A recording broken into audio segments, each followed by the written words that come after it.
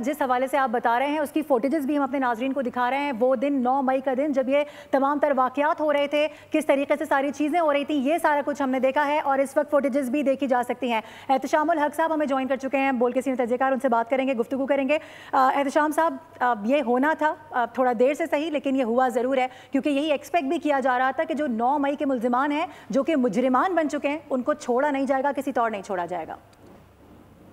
देखिए, बड़ा वाज़ेह तौर पे ये तो अब रियासत का, मुल्क का, हुकूमत का रिजॉल्व सामने आ गया है। आप सही कह रही हैं, मारूफ कि इसमें देर जरूर हुई है, लेकिन आपने देखा कि हमारा अदालती निज़ाम ऐसा है कि आप इसमें कुछ नहीं कर सकते, रुकावटें डाली जाती हैं। 1935 का क्रिमिनल जस्टिस सिस्टम है, जिसके तहत आप किसी को भी इतनी जल्दी कन्विक्ट नहीं कर सकते। और फिर आपने देखा इन्हीं अदालतों ने बेशुमार दफ़ा ऐसा हुआ कि 9 मई के मुकदमे में जो लोग थे उनको, उनके केसेस को डिले करते चले गए, बार बार तारीखें दी जाती रहीं, और बड़ा वाज़ेह तौर पे लग रहा था कि उनका टिल्ट किसी और तरफ है अदालतों का। लेकिन आपने देखा अल्टीमेटली फिर यही हुआ कि जिस तरीके से सारे अप्रूव और लेके अपना हुकूमत ने केसेस पेश किए इनके खिलाफ एंटी टेररिस्ट कोर्ट में, उसके बाद से इनकी कन्विक्शन आना शुरू हुई। पहले भी लोग हुए, अब बड़ा इसमें फर्क ये है मारूफ कि अब फर्स्ट ईयर और सेकंड ईयर के लीडर जो है ना, उनकी सजाएं सामने आ रही हैं, और ये बड़ा वाज़ेह तौर पे जो ऑडियो वीडियो सबूत दिए गए हैं वो सारे के सारे अब सामने आ रहे हैं, जिसकी बुनियाद पे इनको सजाएं हुई हैं। मेरा ख्याल है ये किसी भी सूरत में भी पीटीआई की क़यादत मानने के लिए तैयार नहीं है। और अगरचे बहुत से हवालों से आपने देखा कि गंडापुर साहब ये कह चुके हैं, चीफ मिनिस्टर केपी के, कि हमारे भटके लोग थे जिन्होंने ये किया, उनको नहीं करना चाहिए था। और बाकी लोग भी कहते हैं, बैरिस्टर गौर कहते हैं जी हम 9 मई के वाक़यात की हम अपना मजम्मत करते हैं।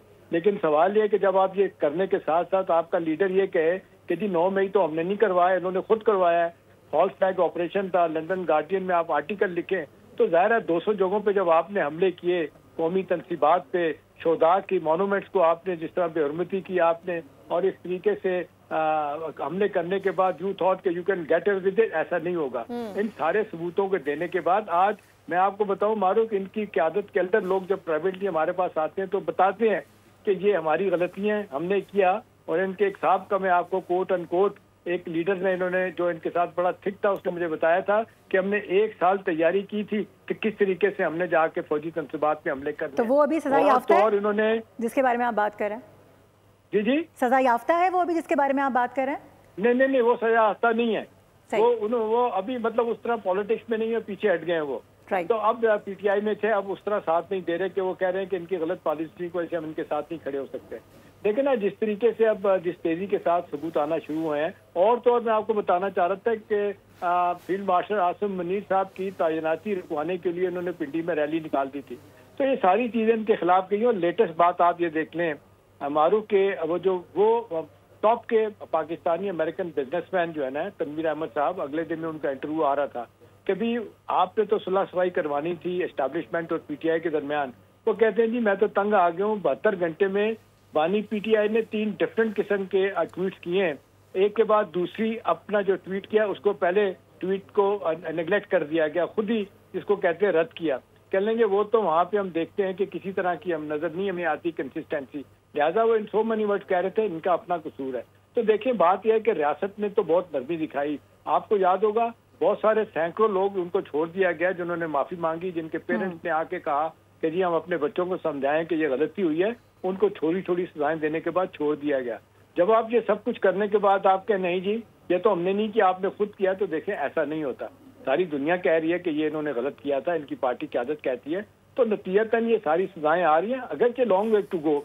अब ये देखें ना, ये एंटी टेररिस्ट कोर्ट के जो फैसले हैं इनको चैलेंज किया जा सकता है, हाई कोर्ट में भी, सुप्रीम कोर्ट में भी, लेकिन यह है कि इनकी उस लिहाज से सफरिंग तो बढ़ती चली जाएगी। और पार्टी की आदत का आलम यह है कि वो कहते हैं कि जब हम तंग आ गए, हमें समझ नहीं आती हम क्या करें, जब इनके पास मिलने के लिए जाते हैं और वो फौरन को और मैसेज दे देते हैं कि नहीं आपने तहरीक चलानी है, और 5 अगस्त की तारीख का पीक का टाइम दिया हुआ है, उसके लिए तैयारी नहीं है। वो रो रहे हैं सारे, चीफ ऑर्गेनाइजर आलिया हमजा रो रही है कि मेरे पास बंदे नहीं है। वो उन्होंने सवाल पूछा था इनसे 2-3 लोगों से, जिसमें खास तौर पे सलमान असलम राजा हैं और वकास अकरम साहब को कहा कि जी मैं चीफ ऑर्गेनाइजर हूँ, तो आप मुझे बताएं अपने वकल हजरात के पास 86 लोगों को पीछे कर दिया गया। आज भी लोग कह रहे हैं कि शाह मोहम्मद कुरैशी, परवेज इलाही और जो हार्डकोर हैं पॉलिटिशियन, उनकी बात सुनी जाए तो उनको रास्ता निकाल सकते हैं। लेकिन आप देख लें रियासत तो माफी करती है पाकिस्तान की। बिल्कुल बिल्कुल एहतशाम साहब, जैसे अभी से कबल भी आपने फरमाया कि जिनको सजाएं होनी चाहिए थी वो सजाओं के मुर्तकिब तो करार पाए हैं, लेकिन दो बड़े अहम पहलू हमने इसमें देखे कि सजाएं तो हो गई हैं लेकिन अदालत की जानिब से बड़ा यकीनी तौर पर इंसाफ किया गया, इंसाफ का बोलबाला हुआ है कि मुकदमात में दीगर रहनुमाओं को बरी भी करार दिया गया। सब्सक्राइब करें और बेल दबाएं ताकि कोई खबर रह न जाए।